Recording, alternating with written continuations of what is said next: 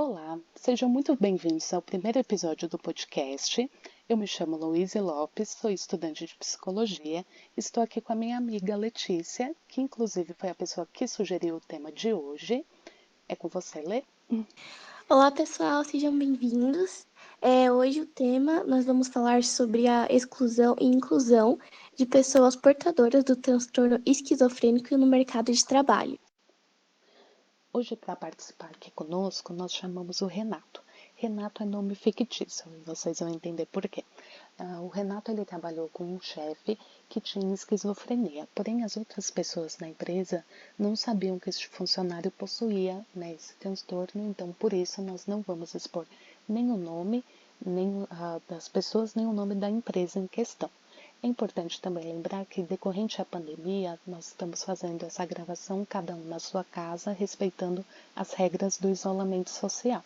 Para iniciar, a gente vai trazer as principais informações sobre o transtorno esquizofrênico que nós tiramos de artigos científicos e do DSM-5, que é o Manual Diagnóstico e Estatístico de Transtornos Mentais. O espectro de esquizofrenia ele afeta cerca de 1% da população mundial. Geralmente os sintomas eles começam entre 20 a 30 anos de idade, Acontece sim de pessoas na fase da infância ou da velhice começarem a apresentar os sintomas, mas é muito mais comum entre 20 a 30 anos de idade. Os principais sintomas são delírios, alucinações, pensamento desorganizado, expressão emocional diminuída e redução nas atividades motivadas. Então, muitas vezes a pessoa ela começa a ouvir vozes, a achar que as pessoas na televisão, no rádio estão falando as coisas direcionadas para ela. Ela pode achar que amigos, a família estão envolvidos em alguma organização que pode estar querendo ou prejudicar ou muitas vezes até a matar, a pessoa. Então, isso faz com que ela comece a se isolar, muitas vezes apresentando comportamentos agressivos, ela começa muitas vezes a deixar de se alimentar, de tomar cuidados com ela, de ter hábitos higiênicos, isso também pode acontecer, e também ela começa a perder a vontade de fazer coisas que ela fazia, se encontrar com as pessoas, estudar, trabalhar, ela começa a se afastar, dessas atividades e muitas vezes, além da agressividade, ela também começa a apresentar uma expressão mais apática, Ela já não se interessa mais em conversar com as outras pessoas. Então, tudo isso faz parte do quadro da esquizofrenia e é fundamental, que a pessoa, ou que os familiares procurem um psicólogo e um psiquiatra para fazer o diagnóstico e tratamento. Dentre as causas da esquizofrenia está relacionado o fator genético e ou o fator fisiológico, como complicações na gestação, no nascimento, idade avançada dos pais, diabetes materno, estresse, infecções, entre outros fatores. O curso de desenvolvimento da doença ele é bem variado. Parte dos casos apresenta um curso favorável e às vezes uma recuperação completa, mas esses casos são um pouco mais raros. Parte das pessoas com esse diagnóstico permanece cronicamente doente mesmo com o tratamento. E o restante dos indivíduos com esse diagnóstico necessitam se manter em tratamento, mas conseguem ter os seus sintomas controlados e retomar os aspectos da vida cotidiana, como trabalho, estudos, relacionamentos. Essa informação sobre o curso do desenvolvimento da doença ela é muito importante, principalmente para o nosso tema, que é relacionado ao mercado de trabalho, porque as pessoas que permanecem cronicamente doentes, ou seja, elas fazem o tratamento, mas não têm uma boa resposta, não têm um controle total sobre os sintomas, elas podem recorrer ao INSS para receber uma aposentadoria por invalidez. Porém, as outras pessoas que conseguem fazer o tratamento, conseguem ter um controle do sintoma, elas estão aptas para o mercado de trabalho. E referente a isso, a gente vai ter agora o nosso convidado explicando um pouquinho da vivência dele sobre em relação a uma pessoa com o diagnóstico de esquizofrenia que trabalhou com ele. Renato se conectou com a gente. Muito bem-vindo. A gente agradece muito por você estar aqui com a gente, compartilhando seu relato. Então, pode começar. Conta o que você viveu, Renato. Muito obrigado, Luiz. Bom dia, pessoal. Então, Luiz, meu relato é o seguinte: eu trabalhei com uma pessoa, ele era uma pessoa muito importante no setor de varejo aqui no Brasil, né? E eu fui trabalhar com ele por indicação da esposa dele, que era até então, na época, era minha chefe, e ela me disse que ele era uma pessoa assim que tinha um comportamento meio difícil de se trabalhar. Como eu era uma pessoa muito experiente, tinha muito tempo na área de financeira, administrativa e de assessoria à diretoria, ela pediu que eu fosse trabalhar com ele porque ela acreditava que eu teria condições de trabalhar e ter um bom convívio com ele. Ok, fui trabalhar com ele. Quando eu cheguei para trabalhar com essa pessoa, ele me chamou na sala para conversar com ele, para a gente fazer a apresentação, tudo. Eu conhecia ele até então só por telefone. E ele me chamou, me explicou sobre o trabalho, tudo, o que eu deveria fazer, que até então era cuidar de todos os assuntos dele, pertinentes à empresa, pertinentes à vida pessoal dele. Ok, aceitei. Aí ele me explicou a respeito de um tratamento que ele fazia, de uma questão médica dele. E me mostrou um atestado do psiquiatra dele, e um laudo médico, né? Informando que ele era um portador de esquizofrenia. Ok, até então eu não conhecia, nunca tinha visto falar sobre esquizofrenia. Mas como ele me disse, era uma doença psíquica e ele estava em tratamento, ele tomava remédios e eu teria também que ficar responsável por agendar as consultas, comprar o remédio. Até então, ok, ele me pediu sigilo, que eu não comentasse com ninguém, para não interferir na vida profissional dele. Tudo bem, começamos a trabalhar. No começo, foi tudo muito tranquilo. Ele é uma pessoa muito competente, muito profissional, um excelente profissional, eu diria, muito conceituado, ele é muito respeitado na área dele.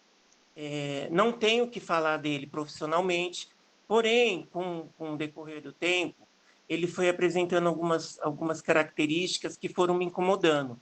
Ele tinha mudanças de humor muito complicadas para a gente administrar. De repente ele estava bem, e dava uns 5 minutos, ele mudava completamente o humor dele, ele tinha crises de ansiedade, ele tinha crises de humor, ele mudava completamente o humor dele, ele gritava, ele se exaltava. Assim, diretamente comigo, não, mas ele me envolvia nas crises dele de humor. Se ele brigasse com alguém, se ele xingasse alguém, ele, ele dava murros na mesa, ele ofendia, falava palavrão, e aquilo começava a incomodar no ambiente de trabalho, porque eu trabalhava muito próximo a ele, e aquilo me incomodava, porque tirava a concentração da gente no ambiente de trabalho. E aquilo ficava assim muito claro para todos os funcionários da empresa que ele não era uma pessoa equilibrada, porque ele fazia questão de demonstrar o desequilíbrio dele. Ele atirava objetos na parede, atirava objetos no chão. Ele, quando ia falar com alguém no telefone, ele não media as palavras, ele falava palavrões. Quando ele tinha discussões na casa dele, ele já chegou com machucados na empresa, ele começou a extrapolar a questão de horários, ele achava que ele podia me ligar a qualquer hora do dia, da noite, ele me ligava em madrugadas. Já teve casos dele me ligar em finais de semana, feriados, para me cobrar, por exemplo, meu remédio acabou, você não verificou isso para mim? E eu não tinha controle também na vida particular dele. Isso não era da minha área, eu não tinha competência sobre isso. E ele achava que não, que eu tinha que resolver isso para ele. Como ele era uma pessoa que viajava muito, já teve vezes também dele ligar para mim, e lá dos Estados Unidos, por exemplo, e falar para mim que minha cadeira no avião foi no corredor. Você sabe o que eu faço com pessoas que me deixam no corredor?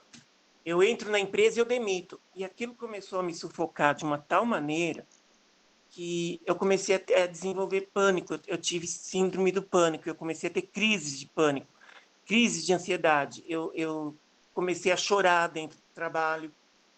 Ele me ligava e eu atendia o telefone. Às vezes, assim, pessoas que estavam distante de mim escutavam ele gritar no telefone comigo. Mas ele não era uma má pessoa, ele era uma pessoa boa. Eu sabia disso. Eram momentos que ele tinha crises nervosas, que ele ligava e ele precisava descarregar em alguém. E como nem todo mundo aguentava aqueles ataques dele, ele descontava em mim, porque ele sabia que eu não tinha problema com isso. Eu compreendia os ataques dele. Só que eu comecei a perceber que eu também não tinha controle sobre isso. Os ataques dele estavam me fazendo mal. Eu comecei a ter medo dele. Sabe? Por mais que eu soubesse que ele não podia me bater, que ele não podia me agredir, eu comecei a sentir medo. Porque, como eu controlava muito a vida pessoal dele, eu tinha contato com as empregadas da casa dele, com o jardineiro da casa dele, com a doméstica da casa dele. Então, assim, elas me ligavam para falar o que ele fazia em casa. E aquilo começou a me desenvolver medo, porque tinha vezes que eu estava no trânsito, voltando para minha casa, 8 horas, 9 horas da noite, e ele me ligava assim: Renato, o pacote que você mandou entregar na minha casa não chegou. E eu mobilizava os funcionários da casa dele todos, sabe? Assim, eu ligava para a empregada, para o jardineiro, para o porteiro, e ligava para o entregador e falava: pelo amor de Deus, onde é que vocês entregaram esse pacote? Eu pedi para entregar em mãos para a esposa dele. E eles falavam: não, nós entregamos. E aí eu ligava, ela não queria me atender, porque ela se achava no direito. Eu não tenho que dar satisfação para funcionário. E aí a gente descobria que o pacote estava na cozinha, que alguém pegou o pacote, deixou na bancada da cozinha e ele não entrava na cozinha. Então você tinha que pedir para alguém lá, pelo amor de Deus, vai na cozinha e pega o pacote e entrega para ele. E era assim, uma coisa que ele não tinha paciência de esperar. Ele ligava, ele falava palavrão, ele xingava. Resumindo, passamos quase um ano juntos. E quando teve um corte de funcionários na empresa, que era assim, meio que era um acordo, quem quisesse sair da empresa, era a época de sair da empresa, eu sentei com ele e pedi para ele que, se você quiser me mandar embora, eu gostaria de entrar nesse acordo, porque é assim, eu não vou comentar com ninguém o que a gente viveu aqui, nem o que eu passei aqui, mas eu não tenho mais condições de ficar aqui. Eu não tenho mais saúde emocional para trabalhar aqui. Foi mais ou menos bom que a gente viveu aqui, eu não vou dizer para você que foi bom, porque não foi para mim, e eu cheguei à conclusão que não dá mais. Eu não tenho saúde, não tenho estabilidade emocional para trabalhar aqui com você. Então, eu acho que está na hora de eu ir embora. Então, nós fizemos esse acordo, eu saí da empresa, eu creio que ele deve ter conseguido alguma outra pessoa, ele ligou algum tempo atrás para mim, mas eu não quis mais trabalhar. Entendi. Muito obrigada, Renato. E aí, assim, lembrando, né, que a gente está dando esse depoimento conforme você falou, né? Você não iria comentar com ninguém e, de fato, você só está comentando aqui hoje, né, preservando a identidade de todo mundo, né? Sim. E assim, eu queria te perguntar como que você ficou posterior a isso, né? Depois que você saiu, você conseguiu se recuperar, entender tudo isso que você viveu, como que foi? Olha, eu não vou mentir. Eu fui no médico fazer um tratamento, porque eu fiquei muito mal. Eu levei um bom tempo para conseguir uma outra recolocação, porque a minha função não era de secretário, eu nunca tinha trabalhado como secretário, eu não sabia que eu ia trabalhar de secretário, mas não foi o fato de trabalhar como secretário, porque eu acho que é uma função muito digna, mas, assim, eu não contava com esse detalhe da esquizofrenia. E no começo eu achava assim, eu não vou mentir, eu também tive o preconceito.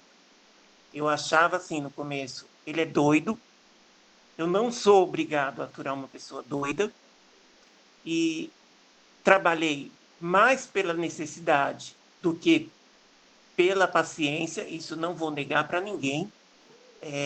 Eu tive a paciência? Tive, mas pela necessidade, porque era um emprego bom, eu já tinha muito tempo com a esposa dele, era um salário bom e eu tinha necessidade de ganhar. Mas, com o tempo, eu fui percebendo assim que o meu preconceito foi maior do que a minha capacidade de entender. Com o tempo, eu fui vendo que ele era uma pessoa boa, que ele é um profissional excelente e que eu tinha muito mais preconceito do que compreensão. Eu não compreendi tanto. Aí eu cheguei à conclusão que eu, Renato, não tinha capacidade emocional para trabalhar com ele. Até por falta de conhecimento e por falta de apoio. Se eu tivesse tido um apoio, talvez eu conseguiria ter uma estrutura para trabalhar com ele, mas eu não tive. Infelizmente, não tive. Certo. Muito obrigada, Renato. Seu relato ele é muito bom, muito importante e é muito significante, né, para as pessoas entenderem, né, o que acontece, principalmente a questão da exclusão. Renato, muito obrigada por compartilhar a sua experiência conosco. Ela é muito importante para o nosso tema, né, que fala sobre essa questão de exclusão das pessoas com esquizofrenia no mercado de trabalho. Lembra quando a gente falou que cerca de 1% da população mundial possui esquizofrenia? A gente está falando de cerca de 70 milhões de pessoas ou mais. Parte dessas pessoas, elas estão no mercado de trabalho ou querem, né, se incluir nesse mercado. E assim, no seu relato é muito importante quando você fala que, né, ele era uma pessoa que era muito competente, ou seja, ele realmente era uma pessoa que estava apto para o mercado de trabalho. A gente não tem, né, as informações sobre a questão de tratamento dele, o quadro clínico, mas a gente vê no seu relato que realmente são alguns momentos, né, que você menciona, que ele apresentava essas agressividades, né, essa dificuldade, né, de lidar com o comportamento, que na verdade é isso, ele é uma pessoa que era extremamente competente, mas em alguns momentos havia uma dificuldade, né, de se relacionar com ele. Isso é muito importante, né, da gente entender.